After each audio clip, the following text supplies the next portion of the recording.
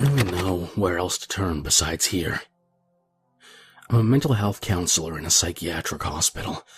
Just talking about this is breaking almost all my oaths, but I can't keep this to myself. I feel that would be irresponsible. I spent several years doing what I could for patients suffering from depression, suicidal ideation, and anxiety disorders. That was what I was good at. Talking people down from a ledge they wouldn't be able to climb back up from. Every morning I'd wake up, put on my slacks and sweater, and head to work.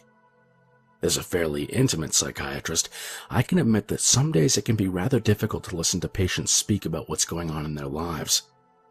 Luckily for me, the ones I deem to be suffering from schizophrenia, bipolar disorder, or any other trait that involves a deeper level of counseling than I can provide, are sent to the experts. However, the most difficult stories for me to listen to are the patients that have hit a string of bad luck, sometimes spanning their whole lives. A lot of these people are good, wonderful people that saw the end of the line approaching and sought out help. These people hurt me the most. Maybe I can see a part of myself in them, or maybe seeing the injustice of life and luck strikes a deep chord in me. But it's these people I refuse to give up on. I can't fix their issues, but I can change their focus. I can remind them that there's a world of connections they made, and to sever it would be catastrophic in many different ways. I'm telling you this because I don't give up on patients. I didn't give up on Luke. A few months ago, I was alerted that the ER was shipping us a patient for intake. This kind of thing usually happens after a failed suicide attempt, and the hospital staff doesn't think the patient is safe enough to return home. As soon as I got the alert, I rushed over to the behavioral health unit and waited outside the in-processing room. I had made close friends with the staff and felt comfortable asking them who this patient was and what brought him here. His name's Luke. He's 21 years old, a college student. His roommate woke up to him screaming in bed. I guess Luke shot up and grabbed a lamp on his nightstand, put the bulb right to his eyelids. Settled up the eyes pretty bad. I raised an eyebrow at the nurse, who shrugged in response. A light bulb? I asked, confused. Yeah, according to his friend, he's been sleeping with the desk lamp on. Tonight, he decided to take his nightlight a bit further. And apparently, he was screaming that his eyelids wouldn't open. I craned my neck towards the door Luke was behind and furrowed my brow in thought. Was this a panic attack? Does he have a family history of mental illness? The nurse crossed their arms and shook their head slowly. No, nothing sticks out. He grew up as an orphan, managed to work towards a full-ride scholarship for college. According to his roommate, though, he's been isolating himself recently, avoiding falling asleep, and developing some facial tics. What kind of tics? I asked softly. I already felt my heart sinking for the boy. Half of his face twitches when he talks. My money's on anxiety from school. I thanked the nurse as the door opened. A few medical technicians stepped out, and their faces displayed a certain faint level of sorrow. Their gaze swept from the floor up to my eyes before they nodded, letting me know I could step in. I smiled at them reassuringly and walked inside the room. Luke was sitting in a wheelchair with soft restraints on his wrists and ankles. I noticed his eyes were open and bloodshot. The burns didn't make their way too deeply for tissue damage, but they certainly didn't help anything.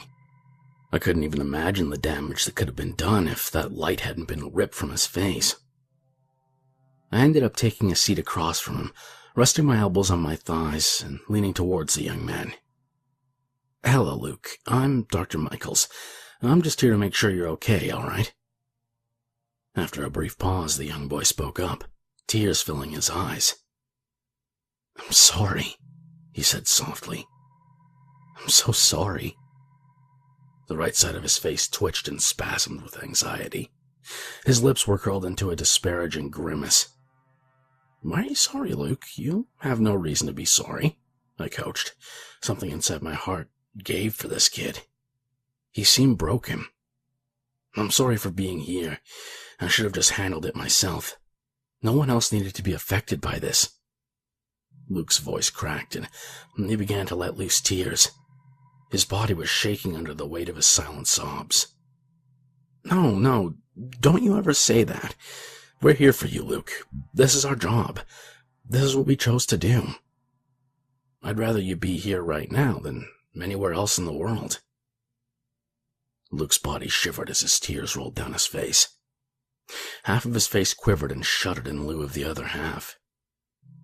"Thank you," he said quietly, trying to recompose himself. "No need for that. Trust me, you're a breath of fresh air in here compared to some of the other people who come in." I shot him a soft smile, and he looked at me, making eye contact. Tears were still rolling down his face, but he returned the smile. "Now, Luke, what happened tonight?" Luke bit his lip and laughed lightly in weary defeat. "I'm going to be honest. I promised myself I'd be honest." "Good. We want that here," I chuckled, trying to lighten his spirits. "Well," he gave a soft groan, interrupting himself. I keep having night terrors." His gaze shifted down to his feet, and he looked embarrassed. "That's not uncommon. Trust me, a lot of people have them when stress creeps up on them. I'm not stressed out, though. Well, I wasn't. Not before this. It just happened one night, and now it won't leave me alone." Luke locked his jaw, exposing some sort of anger or bitterness towards his nightly attacks. "What are these dreams about, Luke?" I took a few moments of silence before he responded. Luke lifted up his head and looked over my shoulder. His eyes blackened with the dampness from his tears.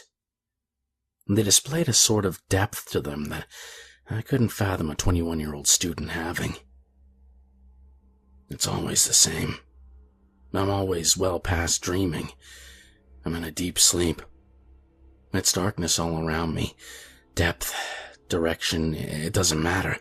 I might as well be floating." His eyes continued to stare well over my shoulder at this point, his gaze 1,000 miles behind me, yet somehow focused. At first I liked it, those dreams.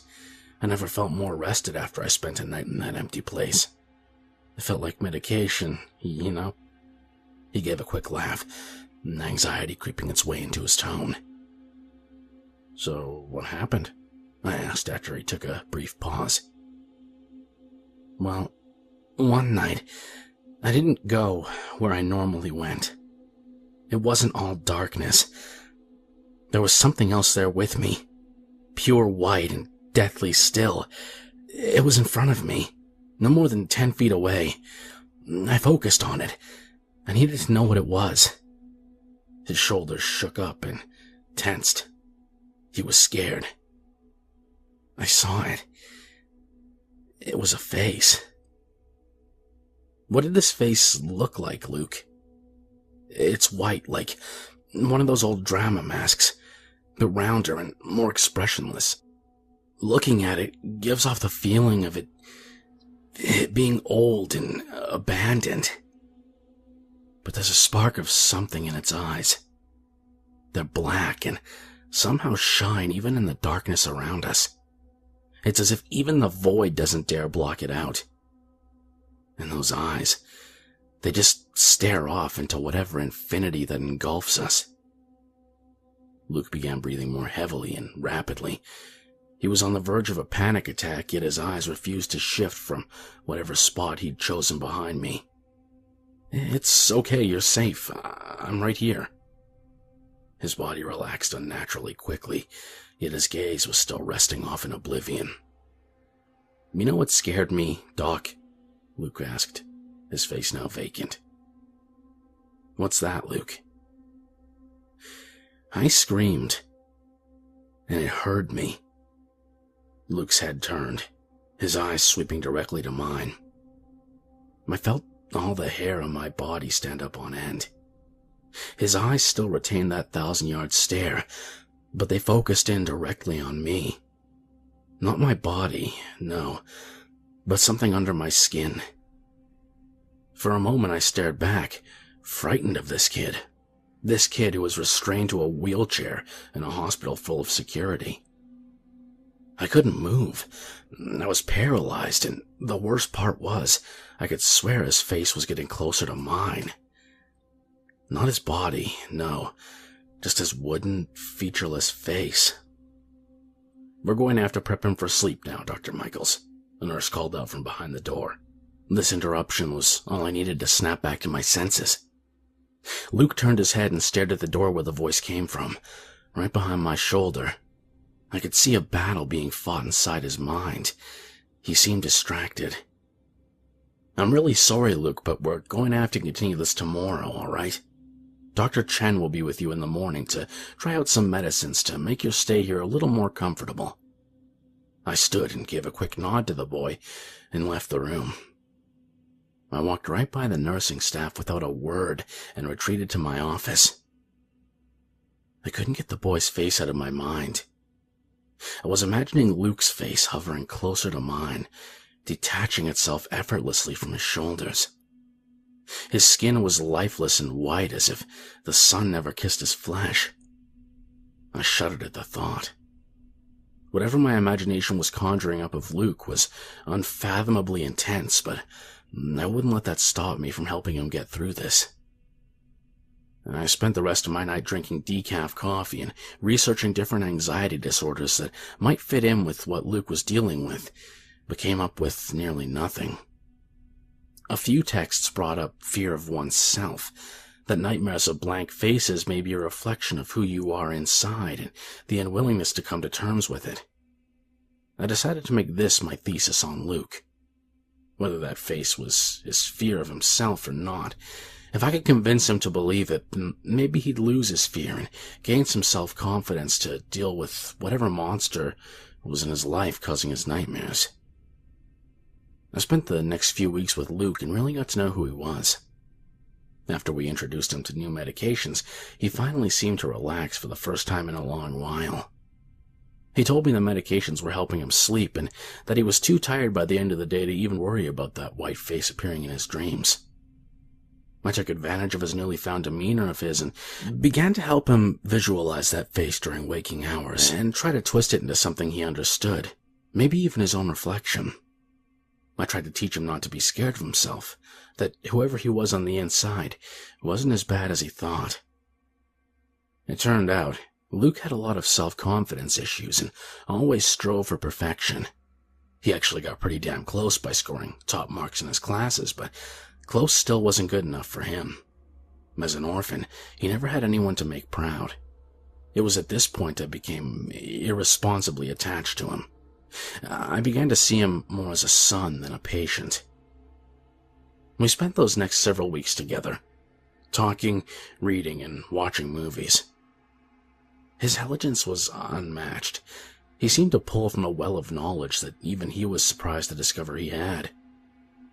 Unfortunately, a seemingly healthy kid like him with no active suicidal thoughts can't stay in the hospital forever. We had to let him go. I told him if he ever needed anything to get into contact with me.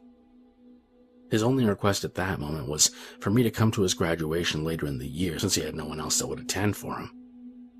I know I did my best to make sure Luke could get the help he needed. I had worked hard with Dr. Chen to give him affordable prescriptions that would last at the very least a few weeks. We had hoped he'd get better, and for a while I didn't have any reason to think differently. Until I got a call from the hospital. "Dr. Michaels, Luke's back in the emergency room. He's requesting to see you." That's all it took for me to hop into my car and speed off to my workplace. I gave the hospital valet my car along with a sizable tip. I didn't want to waste any time. "Where's Luke?" I asked as I ran up to the emergency room receptionist. She looked at me with a worried look before pointing me off in the right direction. I sped down the halls as quickly as I could before I got to Luke's room. I took a deep breath and composed myself before twisting the handle and opening the door. There Luke was, surrounded by nurses. His arms were restrained to his sides. His face was heavily damaged by burns. Bloody gauze tape wrapped around his eyes and head. His lips were quivering with pain. Luke, I'm here, buddy, I said softly as I walked over to his hospital bed. I'm sorry again, he said, half as a whimper. I just wanted to give up. I looked over to the nurses who avoided my gaze. What did you do, bud? I asked, placing my hand over his. My eyelids wouldn't open. I tried so hard, but they just wouldn't. Luke started trembling. The face, it kept getting closer. I didn't know what else to do, so I pulled my eyelids off. I shuddered. I felt my heart breaking. He kept going. But even when they were off, I still couldn't see anything but that face. I thought maybe my eyes were the problem. He started sniffling, his expression slowly twisting into a sort of mania of panic. That didn't work either. I squeezed his hand trying to comfort him, to remind him he wasn't alone. Then what did you do, Luke? I asked. There wasn't anything left to do but look at it. It stared right in my face, acknowledging I was there. I wasn't supposed to be there. I turned my head away from Luke. I couldn't bear to see him have a breakdown like this. You know what I realized? It just wanted to be seen, Doc. It spent an eternity in darkness looking into the void. I think I was the first thing it's ever seen. I don't know what it is, but I know it's tired of being alone. Luke's expression turned into a pained smile, like he knew something none of us did, something none of us could. It's okay, Luke. We'll help get you through this. Just relax, all right? You've got help here. Luke's body sighed heavily. A few nurses worked to get medicine into his system. Dr. Michaels, can you do me a favor? I nodded before remembering his eyes were gone. I gulped down my tears and replied, Of course, bud, anything. Can you go to your office for a bit? I don't want you to see me like this. And please, if you visit me, just stay quiet. I patted Luke's hand, forcing a smile on my face. Of course, if that's what you want, I'll go to my office for a bit. I left the room choking back my feelings. I felt so horrible. I felt like I did something wrong. If I had just broken the hospital's rules and spent some time with him after he left, maybe I could have saved him from disfiguring himself. I walked into my office and pulled out some anxiety pills. I tried to avoid them, but that night I needed them more than anything else. I spent a few hours in silence. I so badly wanted to do what Luke asked of me, to avoid him that night. I was being selfish. I couldn't bear letting him suffer alone. I decided at the very least I could sit in and be quiet, just like he asked. I walked past nurses towards Luke's room. I saw the pity and sadness in their eyes. They knew who I was, that I get too involved with my patients more than I should, but I didn't care. I opened Luke's door and sat in a chair in the corner of the room. I let my eyes travel to the young man lying in bed. Luke's face angled itself in my direction. Not quite at me, but not far off. I instinctively gave a smile, but lost it when I realized the uselessness of the gesture. For several hours, Luke's blank face stared right next to me, as if waiting for me to speak up and let him know I was there. But I was tempted to do so. I didn't, though. I couldn't break his promise. After some time, I began to feel myself slip into a deep exhaustion. I knew I had to leave and get some sleep. I felt confident Luke would be okay that night. His face showed no pain or sorrow. He just was. I excused myself by giving a quick bow out of habit. His face followed the sounds of my footsteps out of the room. I once again took a walk past nurses and hospital staff that all had sympathetic faces directed towards me. They all remained silent as I walked past them. Eventually, after a long, quiet car ride, I arrived home. I walked inside, placed my keys and jacket away, and headed to my bed to lie down, not even bothering to take my slacks off. What had Luke seen? I remember asking myself as I stared at my ceiling that night. I felt my eyes grow heavy and I let sleep take me away. That night, I envisioned Luke's face from the first night I met him. How his gaze seamlessly shifted from 1,000 yards away to directly at me. I had a hard time sleeping as Luke's expressionless face stared at me from the darkness of my own mind. However, when I woke up the next morning, I had a new goal. No matter what it took, I was going to save Luke. I was going to get him the help he needed. I grabbed my work gear and headed off. I was going to make the most of today. I parked my car, walked up to the hospital, and headed straight for Luke's room. I opened it to find nothing. My first thought is that they sent him to behavioral health already, so I headed there. Once inside, I checked the patients list and saw he wasn't on it. I got worried. "Hey, where did Luke go?" I asked the receptionist, and she gave me a gentle expression. "The same place as last night, resting in room 13. I looked at her vacantly. She lost me. Room 13 is our code for the morgue. I was with him last night. Almost all night, in fact. That's not possible. I was with him no more than 8 hours ago. He was recovering." "I'm sorry, Dr. Michaels. I can't help you." She shifted her eyes behind me and waved over the next person in line. I refused to believe it. I walked over to our security desk and asked to see the footage from last night. There he was, still moving when I walked into the room. We had our conversation and I walked out to go to my office. I watched the footage from after I was out of the room. I watched as Luke started screaming in his hospital bed and began to convulse and seize. Doctors and nurses rushed in and did their best, but he fell still. After a few tests, they brought in the black bag and shipped him off to the morgue. No less than an hour later, the room was cleaned and I walked in and sat in the corner of the room, staring at an empty cot. I felt my heartbeat begin increasing rapidly. I thanked the security officer and ran to the basement, straight to room 13. The mortician allowed me entry and I rushed to the cold room. It was there I saw Luke's name tag. Time of death was last night.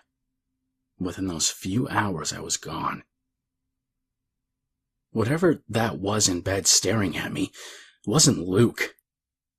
I have no idea what it was. For a time, I felt insane. Maybe grief caused me to have false memories, but no one told me Luke had passed. How could I grieve for something I knew nothing about? And then I realized something. Luke knew this would happen. He warned me not to acknowledge him. If you visit me, just stay quiet. Whatever Luke saw noticed him because he screamed. It followed him. I don't know what it is, but it's dangerous. I know it's out there. Please, if you see a face in the darkness of your own mind, don't let it know you're there.